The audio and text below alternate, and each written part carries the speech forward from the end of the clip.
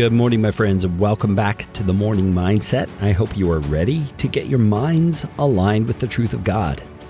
It is January 29th, 2020, and my wife and my daughter and I are actually on our way to the Dallas, Texas area, Dallas-Fort Worth Metroplex, and I've been very much reminded by some of our listeners that it is a huge area. Yet we are going to be there, and we are going to try to set up a Morning Mindset meetup of some sort. So if you live in or around the Dallas-Fort Worth area and would not mind driving a bit to come and meet with us and say hello and meet others who listen to the Morning Mindset, we're in the process of planning that with the help of a few listeners. So please keep listening for more details. And you can go to careygreen.com, and we should have an announcement there when we have something planned and ready to go. We would love to meet you, and we hope to be able to organize more Morning Mindset meetups like this around the country as we travel. So please keep listening and let us know if you are interested in being a part. You can do so by contacting me, Carey, C-A-R-E-Y, at careygreen.com. All right, let's dive back into the letter of 2 Peter. We are looking at verse 3 today, where Peter, in my mind, outlines some phenomenal truths that we need to understand. And we're probably going to take a few days to get into all of these. But verse number 3 says, His divine power, now the pronoun refers to God in Jesus Christ, says His divine power has granted to us all things that pertain to life and godliness through the knowledge of Him who called us to His own glory and excellence.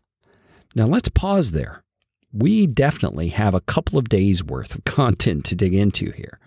Now notice, first of all, he's referring to God and to Jesus, His Son, who are part of the Trinity, the Godhead.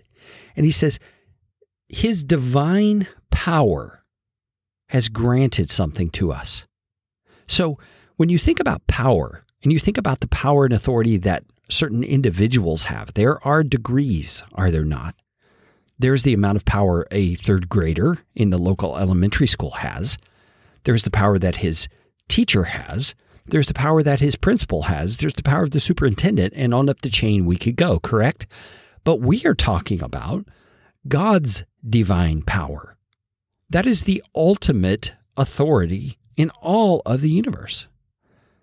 God, by His divine power, it says, has granted something to us.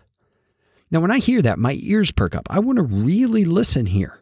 I want to understand what the most powerful being has done, especially as it says it's been granted to me that He's done this. So, my friends, pay attention here.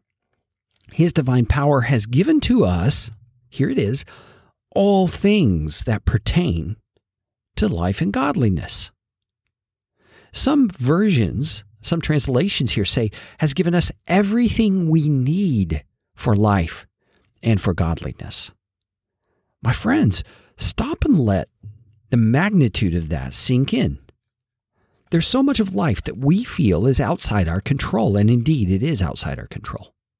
So much of life that takes us off guard, that puts us back on our heels and makes us feel like we're reeling from what's happened. And yet, Peter is trying to encourage us here. He's trying to affirm that we have everything we need for life and for a godly life. Do you see that? God's divine power promises it to be true. In fact, guarantees that it's true. And He's done it through the knowledge of Him who called us to His own glory and excellence. You see, it's through our knowledge of Jesus Christ.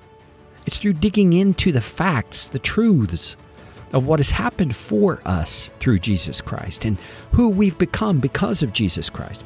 It's through those truths, through that knowledge, that we receive these things by God's divine power. God has ordained that our understanding, our knowledge, our mindset is what empowers us to live a godly life in this world. We need to talk about this some more. So my friends, join me again tomorrow for the Morning Mindset.